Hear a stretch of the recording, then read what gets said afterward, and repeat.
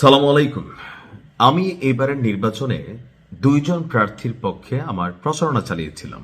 একজন হচ্ছে তাসনিম জারা, আরেকজন হচ্ছে ব্যারিস্টার রুমিন ফারহানা। তো দুইজনই স্বতন্ত্র প্রার্থী ছিল। তবে আমি প্রথম থেকে বলেছি যে বিএনপির যে প্রথিতযশা রাজনীতিবিদ আছে, যাদেরকে দল মতের বাহিরে গিয়ে মানুষ শ্রদ্ধা করে, তাদের মধ্যে ব্যারিস্টার রুমিন ফারহানা তিনি অন্যতম। একটি উদারপন্থী, হয়তো সহিংস মেন্টালিটির না, অথবা কূট রাজনীতি তিনি পছন্দ করেন না। কিন্তু সবাইকে অবাক করে দিয়ে যখন রুমিন ফারহানা তিনি বিএনপির মনোনয়ন পেলেন না, পুরো সিস্টেমের মধ্যে একটা ঝড় উঠল। কেউ বলল যে বিএনপি এটা ভুল সিদ্ধান্ত ছিল। রুমিন ফারহানা তিনি নিজেই একটা ব্র্যান্ড, সেইখানে বিএনপি কিন্তু তাদের কোনো প্রার্থী দেয় নাই, দিছে কারে? খেজুর গাছ মার্কা জুনাইদ আল হাবিব পীর সাহেব, ওনাকে দিছে। তখনই আমি বলছিলাম যে রুমিন ফারহানা তিনি পাশ করবেন। বিএনপির এই সিদ্ধান্তটা হয়তো জোটের কারণে সেইখানে রুমিন ফারহানাকে বলে দিতে হয়েছে। পরবর্তী সময় তিনি বহিষ্কার হয়েছেন দলের বিভিন্ন জায়গা থেকে। যাই হোক, তো রুমিন ফারহানার কপালে কি আছে? ব্রাহ্মণবাড়িয়া ২ আসনটি সরাইল, আশুগঞ্জ এবং বিজয়নগর, এই তিনটি অংশ নিয়ে এখানে স্বতন্ত্র প্রার্থী হিসেবে নির্বাচন করেছেন রুমিন ফারহানা। তো ১৫১টি কেন্দ্রের মধ্যে সর্বশেষ যতটুকু আমরা রেজাল্ট দেখছি, এখানে তিনি আপনার নিকটতম প্রতিদ্বন্দ্বী বিএনপি জোটের প্রার্থী জমিয়তে উলামা বাংলাদেশ কেন্দ্রীয় কমিটির সহসভাপতি মাওলানা জুনায়েদ আল হাবিব থেকে ৩ থেকে ১২,০০০। এখন অনেকগুলো কেন্দ্রের ফলাফল আসছে, কোনটার মধ্যে জুনায়েদ আল হাবিব একটু বেশি পেয়েছে।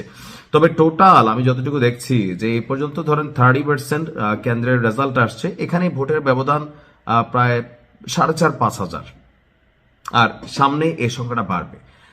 রুমিন ফারহানাদের সংসদে দরকার আছে ভাই, আপনি যে যাই বলেন। তবে আমার মনে হয় যদি বিএনপি এই আসনে এই জোটের খেলাটা থেকে বের হয়ে আসা রুমিন ফারহানাকে দিত, বিষয়টা একটু দৃষ্টিনন্দন হইতো। তবে যেটা হয়েছে এটা কি খারাপ হয়েছে? না।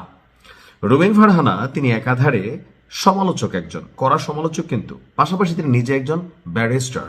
তার নিজস্ব একটা ফ্যান বেস আছে, পারিবারিক একটা রাজনীতির ঐতিহ্য আছে।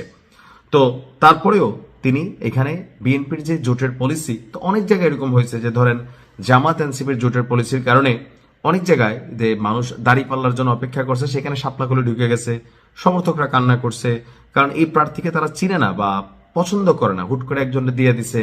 এখন দলের সিদ্ধান্ত ফাইনাল।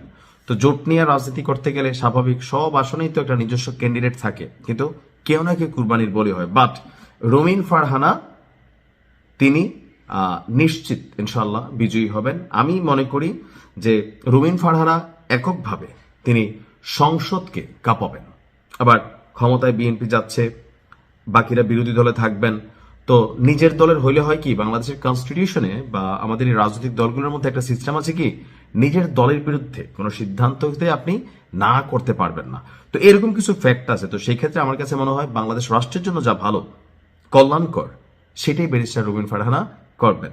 হাস্যোজ্জ্বল লাস্যময়ী রুমিন আপার জন্য অগ্রিম শুভেচ্ছা। ভালো থাকুন।